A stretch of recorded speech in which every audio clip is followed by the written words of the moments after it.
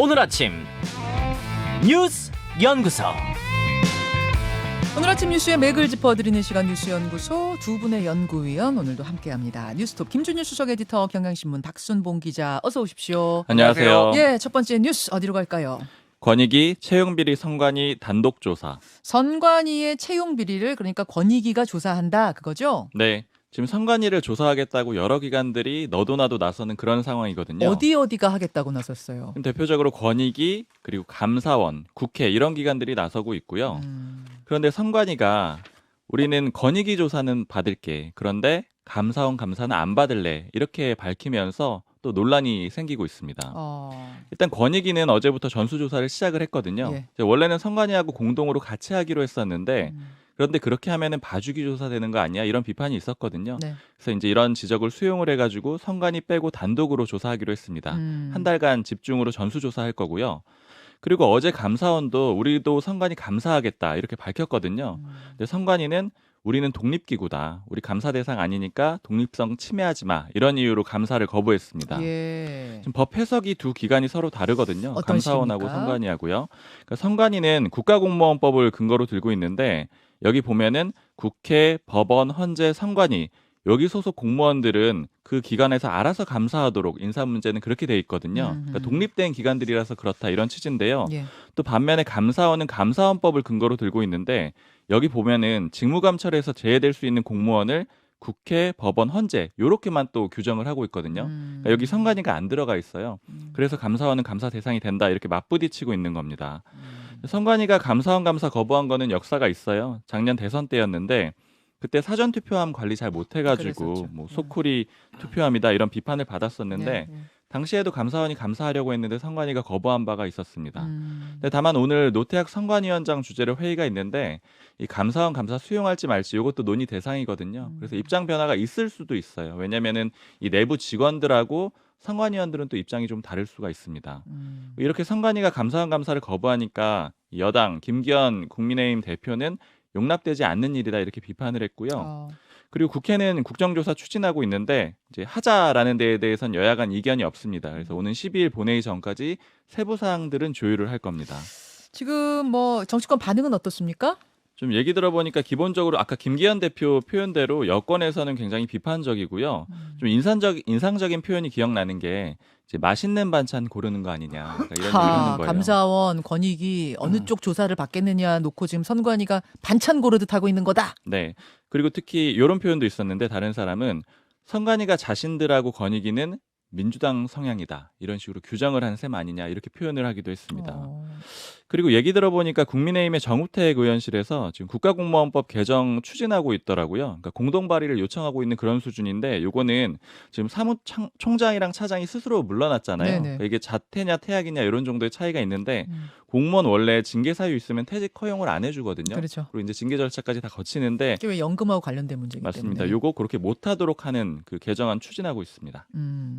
김준일 수석 에디터 돌아가는 예. 상황 어떤 점에 주목하세요? 일단 감사원하고 선관위 같은 경우에는 둘 다 이제 헌법기관이잖아요. 예. 그러니까 둘이 원래 싫어합니다, 그냥. 서로 사이가 예. 안 좋아요? 원래 안 좋았어요. 원래 안 좋았어요. 왜냐하면 감사원은 얘들은 왜 제대로 공무원인데 감사도 안 받으려고 해? 약간 이런 분위기가 항상 있었고. 우리 그래서 감사 받아라 이런 예, 쪽이고. 틈만 나면은 뭔가 감사를 하려고 했고, 야 우리는 중립을 지켜야 돼라고 해서 항상 좀 방어벽을 쳐왔던 건데 선관위는. 이번에도 이제 이게 연장선상이라 보면 될 것 같아요. 근데 워낙 사안이 지금 중대하다 보고 국민들의 분노가 끓다 보니 이거를 지금 감사원 감사를 안 받을 수가 있겠나 뭐 이런 생각은 들어요. 여권이 재밌습니다. 그러니까 여권의 인식이 조금 오늘 중앙일보 기사에 재밌는 게 났는데 제목이 이겁니다. 현수막, 소쿠리, 주술, 여당 내리에 박힌 새 장면. 이게 이제 그거거든요. 국민의힘 뇌리에 예. 현수막, 소쿠리, 주술? 예. 뭐예요 이게? 이게 뭐냐면 한마디로 얘기하면은 민주당 편향으로 선관위가 기울었다라고 여당 주요 인사들이 생각하게 된 세 가지 사건이 있었다는 거예요. 현수막부터 보죠. 현수막. 현수막 같은 경우에는 장제원 의원이 이제 올해 초에 예. 현수막을 지역구에 걸었다라는 거예요. 예산 확보. 음. 그런데 선관위에서 확보가 아닌 확정으로 쓰라고 다 고치라고 했다는 거예요. 왜냐하면 확보는 장제원 의원이 자기가 뭔가를 해야 되는데 그게 아니라 그냥 예산이 배당된 거니까 이거는 문구 고쳐라. 문구를 고쳐. 그래서 아. 수백만 원어치를 만들어놨는데 현수막 이거 다 갈았다라는 거예요. 그런데 민주당 쪽에서도 비슷한 사례가 있었는데 고치지 않아. 이거는 이제 여당 주장이니까 좀 걸러서 들을 필요는 있습니다. 어쨌든 그 민주당 쪽에서도 그렇게 비슷한 걸 했는데 그런 지시가 뭐 이렇게 요청이 없었다라는 거예요. 그러니까 이거는 야 이거 지금 민주당 쪽으로 편향됐구나 이렇게 인식을 했다라는 거 하나. 소쿠리는요? 소쿠리는 아까 전에 나왔던 소쿠리인데 요거를 그때. 좀 더 구체적으로 들어가면은 김웅 의원이 작년 3월 5일 밤 10시경에 선관위를 항의 방문을 했대요. 이거 이런 식으로 하냐. 그런데 그때 선관위 직원들이 뒤에서 수군수군 대는 거를 김웅 의원이 들었다라는 건데 뭐라고 수군댔답니까? 야, 제 지역구 어디야? 송파갑이지? 다음 선거 때 날려버려. 뭐 이런 얘기를 직원들이 웅성웅성 하는 거를 김웅 의원이 들었다라는 거예요. 김웅 의원 주장인 거죠. 김웅 의원 내가 들었다. 그러니까 여당의 주장인 거를 감안을 좀 하셔야 돼요. 이거는. 주술은요? 주술은 이제 이거죠. 지난 대선 때 주술 굿당 신천지 이거를 민주당이 쓴 거예요. 그래서 청와대를 굿당으로 만들 수 없습니다. 술과 주술에 빠진 대통령 원하십니까? 그래서 윤석열 후보를 공격하는 건데 이거를 다 허용해 줬다라는 거예요. 선관위가. 근데 2020년 총선에 뭐 서울 부산시장 뭐 보궐선거 때 그리고 내로남불 무능 위선을 다 못 쓰게 했다. 내로남불 하면은 민주당 생각나게 하니까 이거 안 된다라고 선관위가 했다. 그러니까 이거는 굉장히 기울어져 있다. 그러니까 쉽게 얘기하면은 얘네 그래서 손 한번 봐야 돼 어찌 됐든 뭐 이런 기류가 지금 국민의힘에 있었다. 뭐 이런 기사입니다. 예. 그래서 김기현 대표가 특히 이거는 채용 비리이기 때문에 2030의 표심을 가져올 수도 있다. 이런 뭐 한국일보 오늘 단독 기사를 보면 이런 거에 강력하게 지금 의지를 가지고 있고 선관위를 개혁해야 된다. 뭐 이런 의지가 담겨 있다. 그래서 국정조사도 강력하게 드라이브 걸겠다. 예. 이런 뭐 얘기가 나오고 있습니다. 물론 이제 국민의힘이나 민주당이나 각각의 주장을 들을 때는 그 당의 어떤 이제 배경들이 깔려 있다는 것을 감안해서 들으라는 이제 그 말씀이시긴 합니다만 민주당 얘기 들으면 또 민주당 우리도 억울하다 이런 또 얘기할 수도 있고 뭐 그렇다는 거죠. 아무튼 여당의 정서는 그러한 상황 속에서 감사원 감사도 받게 되지 않을까 두 분 다 좀 그렇게 내다보시는 것 같아요. 알겠습니다. 두 번째로 가죠. 김연아 불법 정치자금 혐의 송치. 국민의힘의 김연아 전 의원 어제 검찰에 송치가 됐습니다. 네, 혐의는 불법 정치자금 수수고요.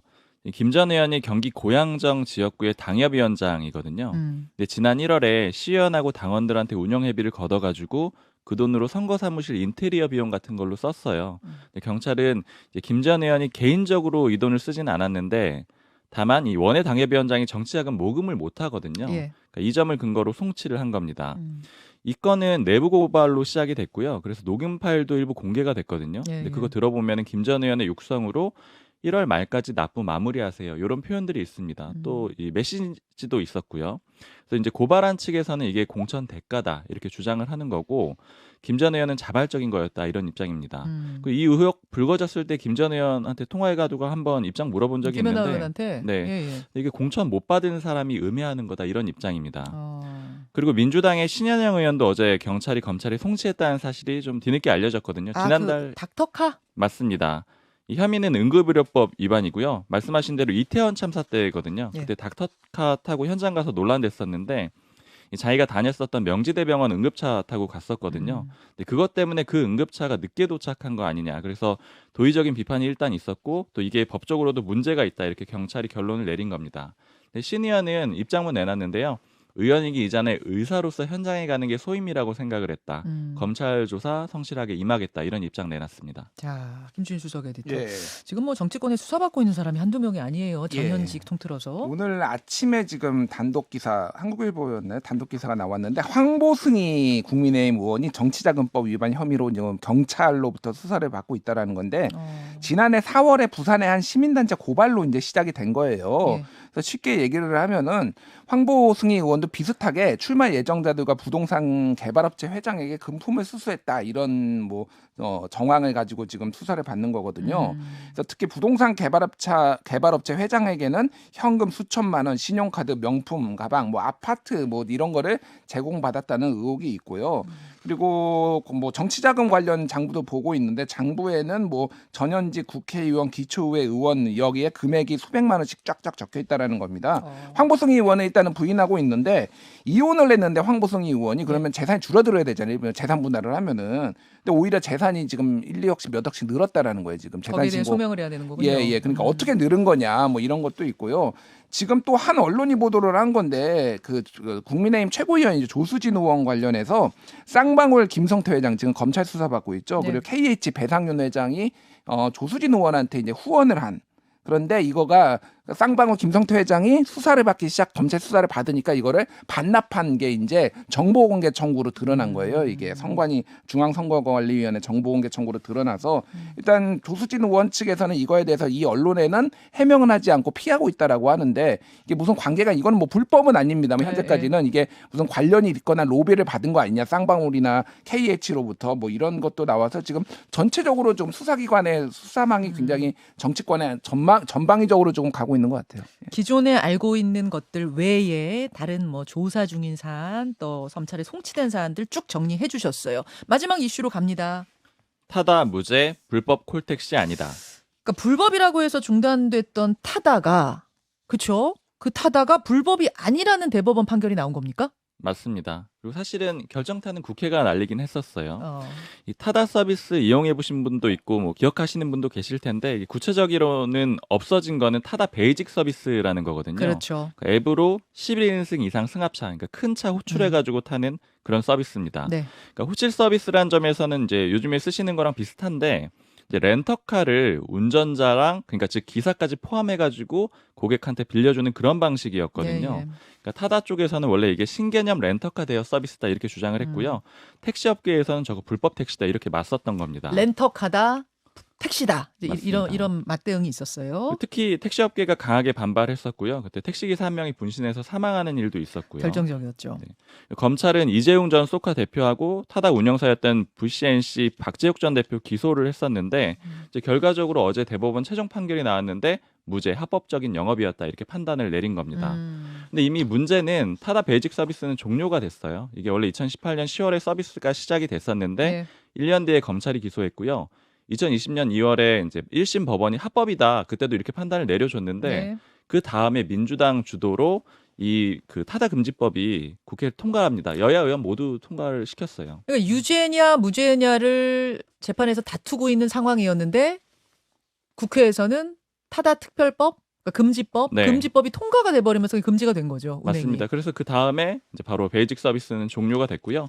이제 이재용 전 대표 어제 판결 나오고 나서 기자들한테 혁신은 죄가 없다는 걸 대법원이 최종 확인해 줬다. 그리고 혁신이 두려운 기득권 편에 선 정치인들이 법을 바꿔서 혁신을 주저앉혔다. 이런 얘기를 했습니다. 그러면 대법원에서 최종 무죄가 났지만 타다는 죄가 없다라고 났지만 타다 금지법이 이미 뭐 입법이 돼서 지금 시행 중이기 때문에 다시 옛날 서비스를 그대로 할 수는 없는 거예요. 네, 못 살려요. 왜냐면 이게 11인승 이상을 대상으로 해서 원래는 이제 할 수 있게 돼 있었는데 6시간 이상 하도록 이렇게 법을 바꿔버린 거거든요. 예. 그러니까 이제 보통 택시처럼 이용하려면 6시간 이상은 못 하잖아요. 그러니까 못 하게 된 거죠. 그렇게 되는 거군요. 김주인 수석 에디터. 예.